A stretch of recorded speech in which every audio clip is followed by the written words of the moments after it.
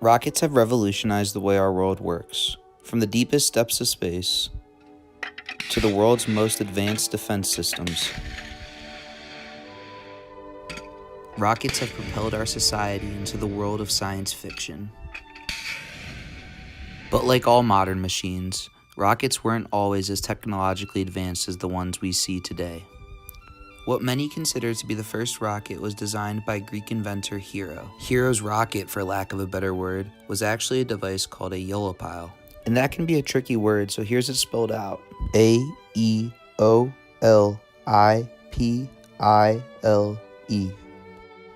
Eolipile. Pictured here, Hero's Eolipile used steam for propulsion.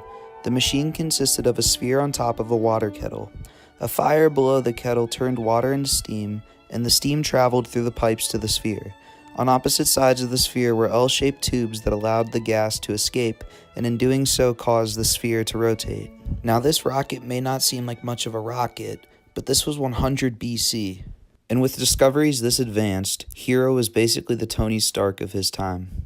Newton's laws of physics, which were not around until the late 17th century, were what Hero founded his design on.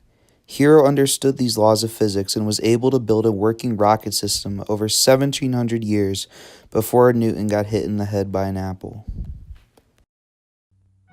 Fast forward to 1939.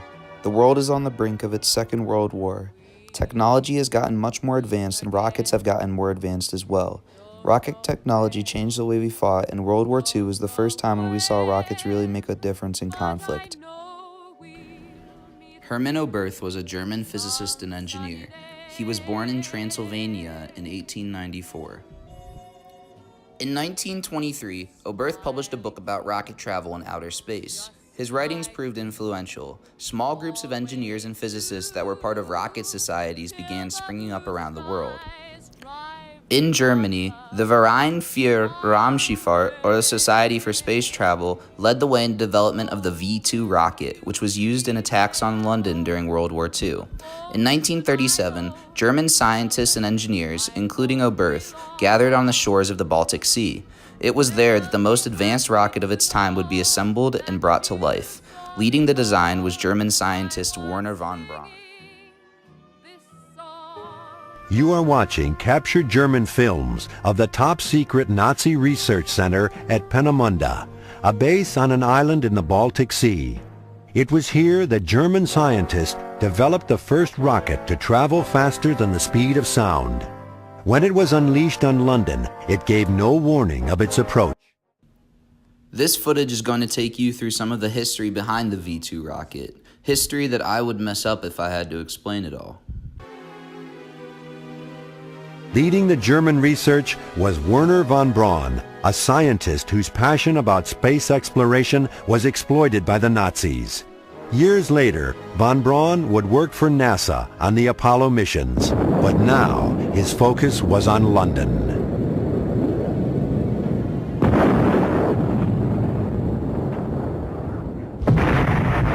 The German project had its share of successes and failures. As can be witnessed here, the 2,000-pound warhead could cause a great deal of damage.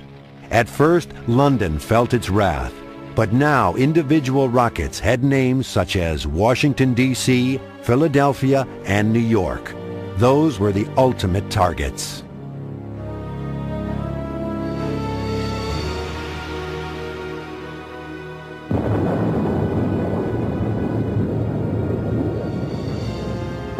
It was only a matter of time before the range of the rockets would be extended from across the English Channel to across the Atlantic.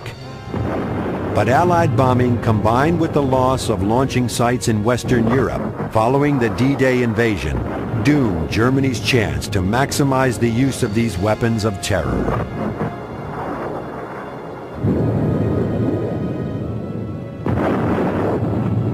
Hitler believed he could salvage the war with these rockets.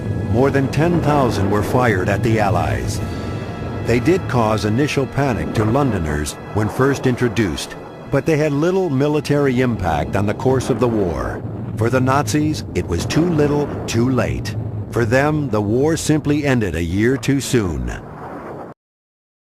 Great video, right? Okay, so the mechanics behind the V2 rocket can get muddled and confusing, but basically the rocket propelled itself up on its own power, and a program motor controlled the pitch to the specified angle at engine shutdown, after which the rocket continued on a free fall trajectory to its target.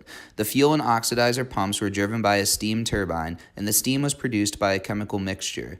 The combustion burner reached a temperature of 4,530 to 4,890 degrees Fahrenheit. The correct mixtures of fuel were ignited and created immense pressure that thrust the rocket into the air. Once again, the truly complex nature of this rocket is too much to be explained by me, but my friend Mike Konchak does a much better job of explaining how the V2 rockets operated. They basically made this 41-foot long rocket that only 1/5 of it was actually had any kind of a warhead in it. The rest of it was part of their guidance control. The over 2/3 of it was combined with the liquid oxygen tank and the alcohol tank. And there was 2 pumps. Each pump would pump the fuel at the correct mixture and would dump it into the combustion chamber where it was ignited. And then the compression of that going through the venturi created a significant amount of thrust, enough to launch the rocket. And the guidance system on the V2 was a very simple approach. They just used a compass heading that they would aim toward London. And once they got, and based upon the amount of fuel that they put into it would determine the range. So once the V2 took off and it arced over, it would basically fly until it reached apogee, where the engine shut off and ran out of fuel, and then it would fall to Earth. And it wasn't very accurate, but it was enough that they created a lot of devastation and havoc within London. The guidance system, based upon a compass heading, was controlled by 2 different rudder systems. One was on the fins, and the other one was right by the nozzle. So the fins is something more typically like on an airplane aileron or a rudder. But the ones that was coming out, it was kind of a novel approach at the time, was that they actually put a rudder within the thrust of the rocket engine itself, and so as the blast was coming out through there, they could adjust it, and that would had a quicker response time than it would be with the rudders that were located on the fins. But by far, the fins give most of the stability to any rocket. As I just mentioned about the V2 rocket and how they determined the trajectory and where it was going to land, the German engineers actually used a slide rule. Like, this is a replica of one that was actually taken, one that was found at the Peenemünde Army Research Center in Germany. Basically, the German engineers would set upon the amount of fuel that they would be loading up on the rocket on here, and by adjusting the slide rule, they would actually be able to determine what the range, downrange where the rocket would land. Thanks, Mike. In today's world, it can be hard to appreciate the history that paved the way for all we see around us now. However, had it not been for those German engineers on the edge of the Baltic Sea, space travel may still not have been possible today. The works of NASA, SpaceX, and other organizations may never have occurred had Heroes, Uhlipile, or the German V2 failed to impact science in the way they did.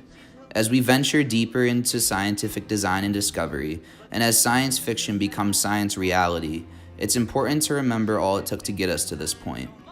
The point where videos like this are commonplace and bring us together under the unifying umbrella of science. Focus on sailors fighting in the dance hall. Oh man, look at those cavemen go. It's a freaky show. Take a look at the low man beating up the wrong guy. Oh man, wonder if you'll ever know who's in the best-selling show. Is their life on